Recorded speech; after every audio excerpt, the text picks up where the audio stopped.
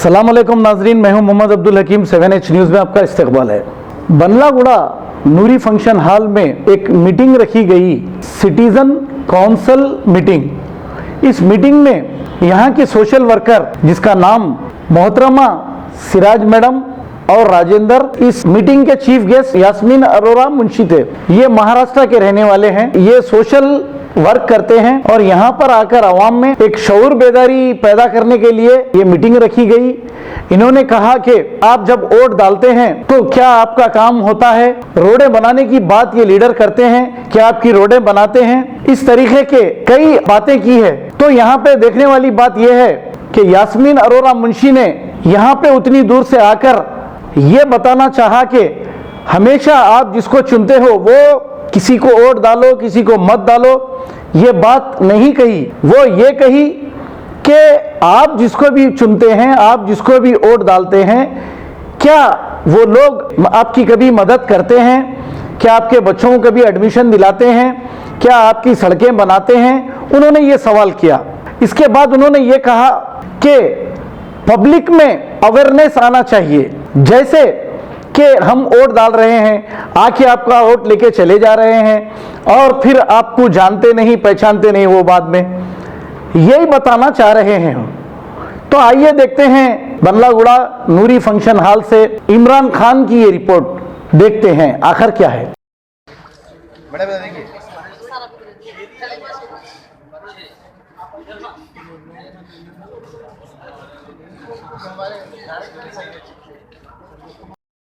ये बताए थे कि कभी भी बिजली बंद नहीं होगी, घर घर पानी होगा और घर घर बिजली होगी, घर को एक आदमी को रोजगार दिया जाएगा। तेलंगाना अलग होने का मकसद क्या?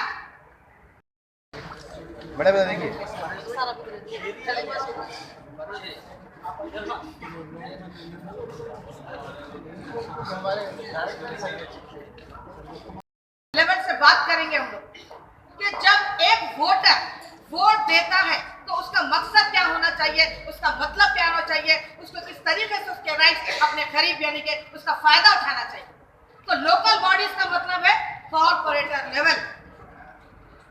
हमारे पास 2016 में कॉर्पोरेटर लेवल इलेक्शन हो चुके, लेकिन वो इलेक्शन क्यों किए जाते हैं ये सभी को सरासरी तौर पे मालूम है कि बल्दी एतबार से यानी कि हमारे बस्ती के जो रोड है, जो ड्रेनेज सिस्टम है, जो नालियां हैं, जो लाइट है, यानी कि जो भी इलेक्ट्रिसिटी डिपार्टमेंट से काम है या राशन है, जो स्कीमत यानी कि बल्दिया के तहत दी जाती है, उसके लिए बल्दिया कॉर्पोरेशन इलेक्शन लड़ा जाता है, जिसमें हमारे बीच में कई लोग उसके कैंडिडेट रह चुके हैं।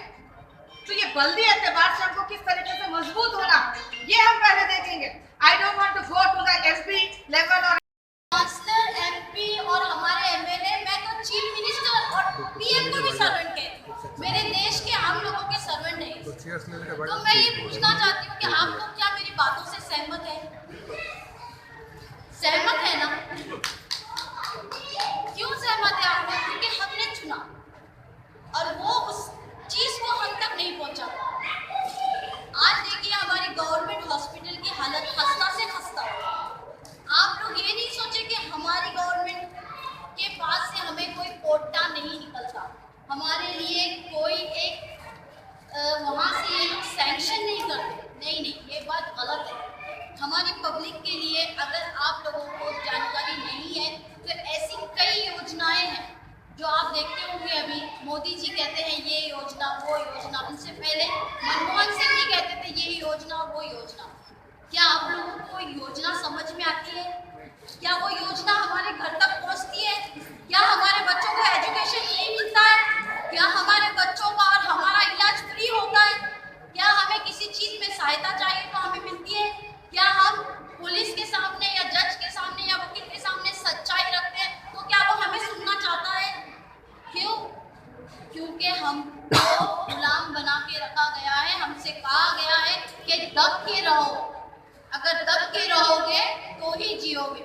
लेकिन ये मत भूलना कि जब गांधी जी ने एक आवाज निकाली थी तो वो अकेले थे। मैं भी आज अपनी मानसिकता, मेरी सोच और अपनी काबिलियत को ये सोचती हूँ कि आज मैं अकेली निकली हूँ, इंशाअल्लाह काफिला बनते चले जाएगा और आज ऐसे लोग मेरे साथ हैं।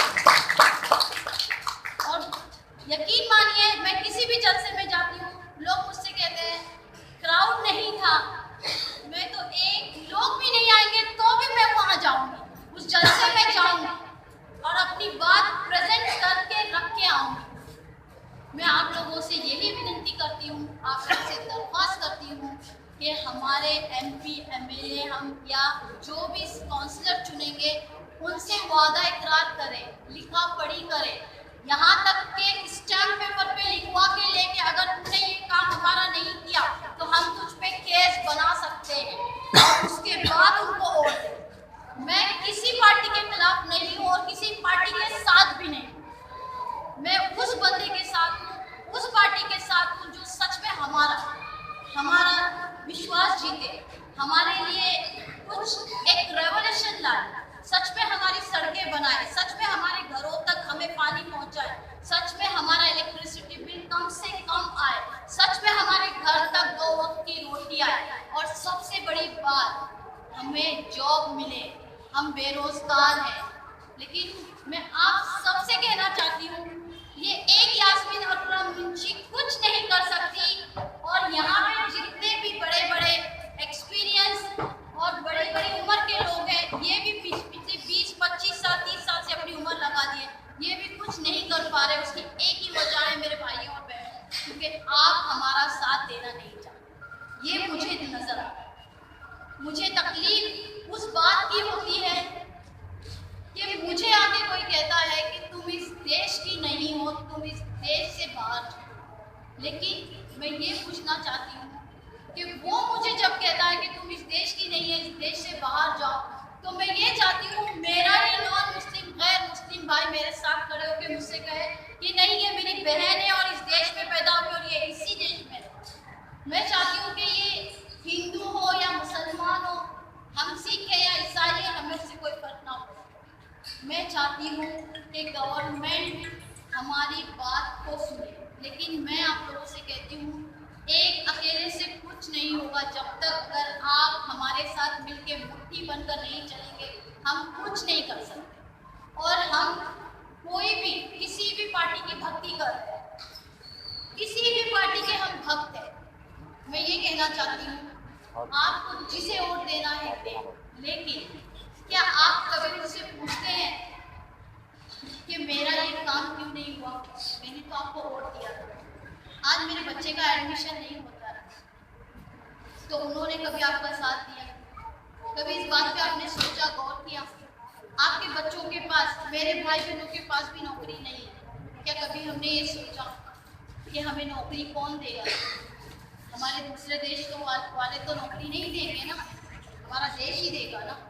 अगर हम इस देश के देश नागरिक हैं और हमारे पास इस देश का स्टैम्प है कि हम इंडियन हैं, हम भारतीय हैं, तो मैं ये कहना चाहती हूँ कि हमें वो बताना होगा कि देखिए हम सच में भारतीय हैं। और हमारे पिछले जो मेरी पीढ़ी 2 पीढ़ी जा चुकी है, ये 72 साल हो गए।